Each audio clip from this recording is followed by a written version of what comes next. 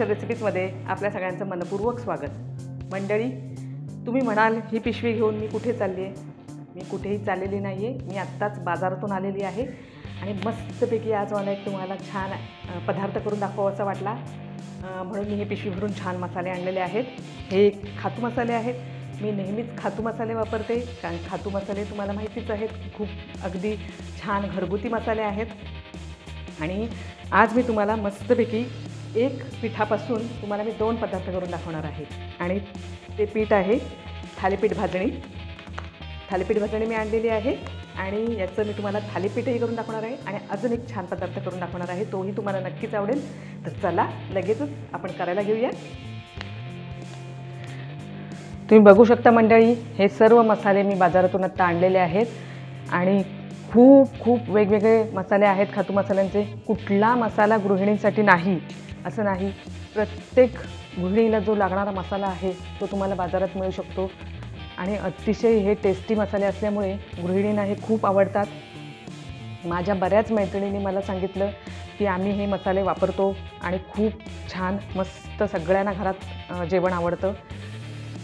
इथे तुम्ही बघू शकता मोदक पीठ आहे, त्याच्यानंतर पावभाजी मसाला आहे, छोले मसाला आहे, लसूण चटणी आहे, डांगर आहे, मटण मसाला आहे, चिकन मसाला आहे। किती नावं घ्यावीत तेवढी थोडीच आहेत, इतके मसाले आहेत आणि घरगुती आहेत। आज मी तुम्हाला जे थालीपीठ करून दाखवणार आहे ते मी या थालीपीठ भाजणीचं करून दाखवणार आहे। आणि याच्यामध्ये दुसरा एक जो मी पदार्थ करून दाखवणार आहे तो तर घरातील सगळ्यांना अगदी आवडणारा पदार्थ आहे। तो मी तुम्हाला आधी मी थालीपीठ भाजणी चाळून घेते आणि त्याच्यानंतर तुम्हाला तो पदार्थ मी दाखवणार आहे।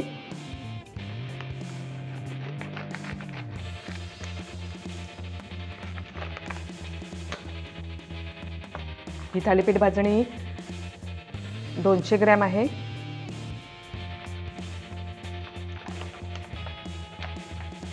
याच्यामध्ये सगळं घातलेलं असतं, मीठ, तिखट, त्यामुळे आपल्याला वेगळं काहीच घालायची गरज पडत नाही।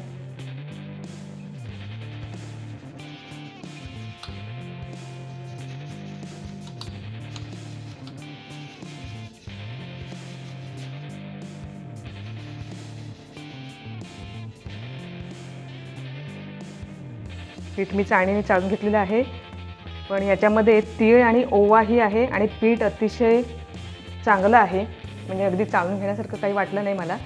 हा ओवा आणि तीळ जे आहेत चाळून जे वरती राहिलेले आहेत चाळणीत, ते मी याच्यामध्ये घालणार आहे पुन्हा।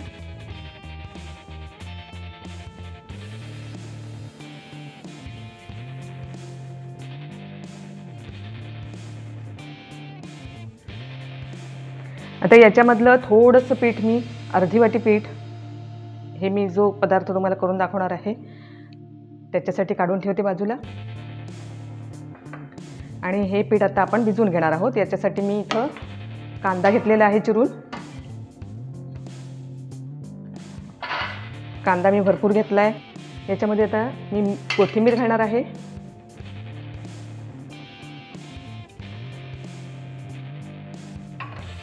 आणि थोडंसं अगदी मी मीठ घालणार आहे। पिठात मीठ आहे, पण आपल्याला हे कांदा जरा थोडासा चुरून घ्यायचा आहे म्हणून मी हे मीठ घातलेलं आहे। आणि आता कांदा छान चुरून घेते।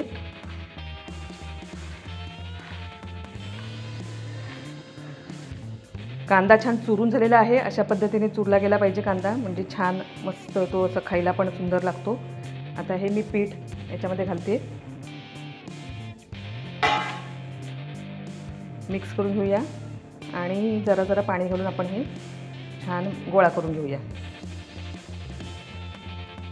वास पण खूप सुंदर येतोय, असं वासानेच थालीपीठ खावंसं वाटते।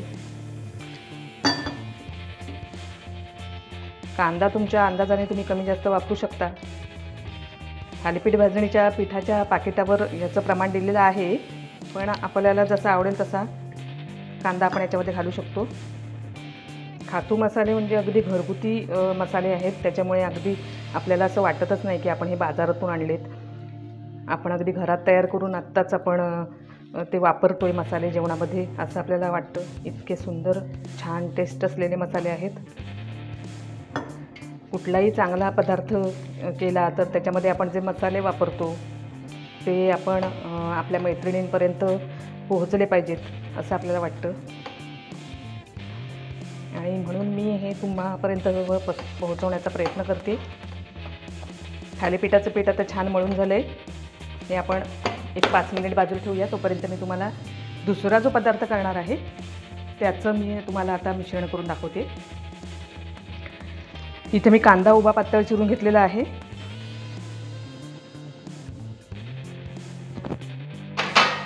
कोथिंबीर थोडी घालणार आहे.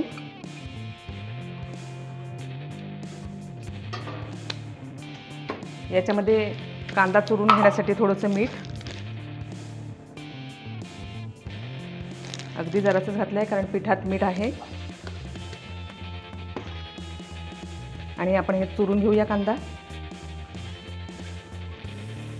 एका पिठापासून 2 रेसिपी आणि अगदी झटपट अशा होणाऱ्या रेसिपी आहेत. आणि हे आता तुम्हाला जरा जरा लक्षात यायला लागेलच असेलच की मी काय करून दाखवते. आपण जी खेकडा भजी करतो, कांदा खेकडा भजी, त्याच्यासाठी आपण बेसन वापरतो. पण आज मी इथं ही थालीपीठ भाजणी वापरणार आहे.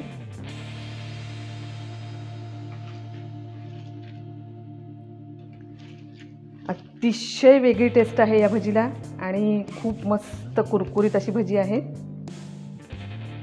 आपल्याला असं वाटलं पण नसतं की आपण थालीपीठ भाजणीचं म्हणजे वापर करून आपण ही भजी तयार करू शकतो. पण या मसाल्यांचं वैशिष्ट्यच इतकं छान आहे की आपण वेगवेगळे मसाले याच्यामध्ये मिक्स करून त्याचा आपण वेगवेगळे पदार्थ बनवू शकतो. हे जे पीठ मी ठेवलं होतं ते मी याच्यात घालते आणि मिक्स करून घेऊया. आणि भजीचंही आपल्याला हे मळून झालेलं आहे.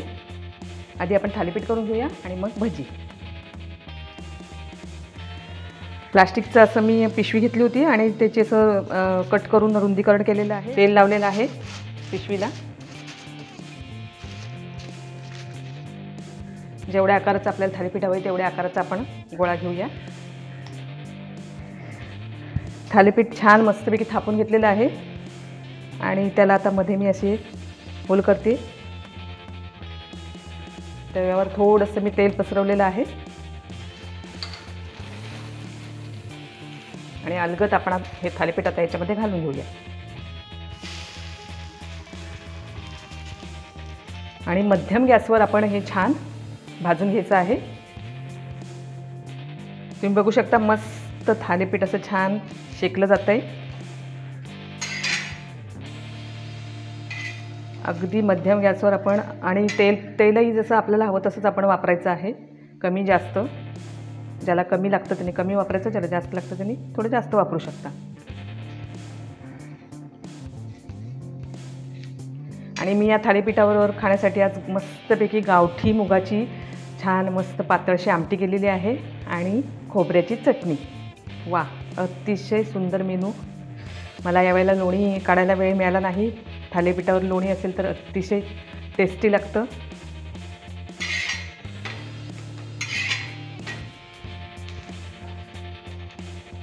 गावठी मुगाची जी मी पातळ भाजी केलेली आहे याच्यामध्ये मी सुद्धा खातो मसाल्यांचे जे मसाले असतात ते वापरलेले आहेत, त्याच्यामुळे खूप मस्त टेस्ट आलेली आहे. मंडळी, तुम्ही जर खातू मसाल्यांचा कुठला मसाला वापरून एखादा पदार्थ केला असेल तर मला नक्की कमेंटमध्ये सांगा आणि तो कसा झाला हेही सांगा. मी तुमच्या प्रतिक्रिया ऐकण्यासाठी उत्सुक आहे.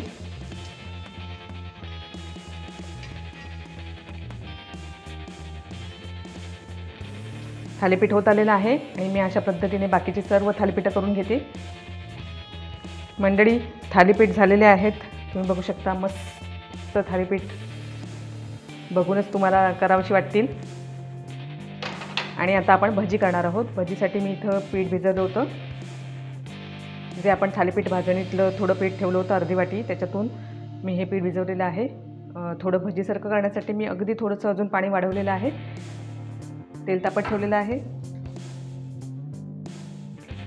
आणि आता आपण आपल्याला हव्या त्या आकारात छोट्या किंवा मोठ्या अशा आकारात आपण भजी तळून घेऊया. तेल आता छान तापलेलं आहे. भजी सोडून घेते आणि गॅस थोडा मध्यम करते कारण एकदम आपल्याला जास्त तेल तापलेलं नको आहे. भजी पटकन होतील आणि मग आतमध्ये कच्ची राहतील.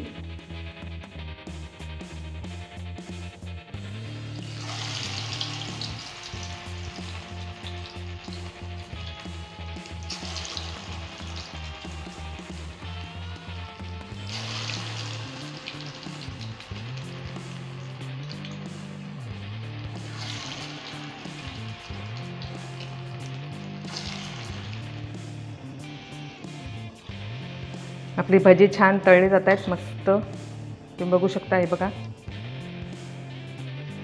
अगदी आपण तांबूस कलरवर आपण तळून घेऊया भजी, म्हणजे छान कुरकुरीत होतील. मंडळी, बाजारात सर्व ठिकाणी तुम्हाला खातूनचे मसाले बघायला मिळतील. आपले जे बाजार असतात त्याच्यामध्ये तर खातूनचे मसाले आहेतच. तुम्ही कुठल्याही ठिकाणी राहत असाल तरी पण तुम्हाला तुमच्या जिथे बाजार असेल तिथे तुम्हाला हा मसाला नक्कीच मिळेल. तुम्ही नक्की आणा आणि करून बघा. ही भजी तर आपली मंडळी अतिशय पौष्टिक अशी भजी तयार झालेली आहे, कारण याच्यामध्ये मूग डाळ आहे, उडीद डाळ आहे, नुसतं चणा डाळ नाही आहे. आपण ज्यावेळेला भजी करतो त्यावेळेला नुसती चणा डाळीचं पीठ वापरतो, बेसन पीठ वापरतो, पण हे पीठ जर आपण वापरलं तर अगदी छान पौष्टिक अशी भजी तयार होईल. आपली आता भजी तळून झालेली आहे, तुम्ही बघू शकता मस्त.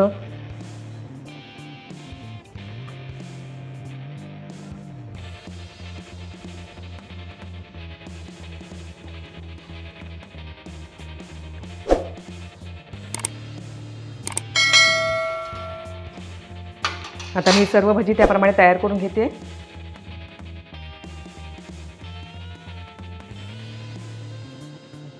मंडळी, खातू मसाल्यांची थालीपीठ भाजणी वापरून तयार झालेलं हे मस्त थालीपीठ आणि भाजणी वापरून तयार झालेली ही मस्त भजी, अतिशय छान असा मेनू आहे.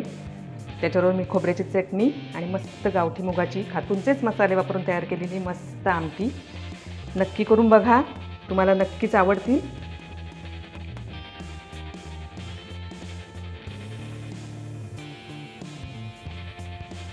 चला तर मंडळी, भेटूया पुन्हा माझ्या नवीन स्पेशल रेसिपीसह, गीता स्पेशल रेसिपीजमध्ये. धन्यवाद.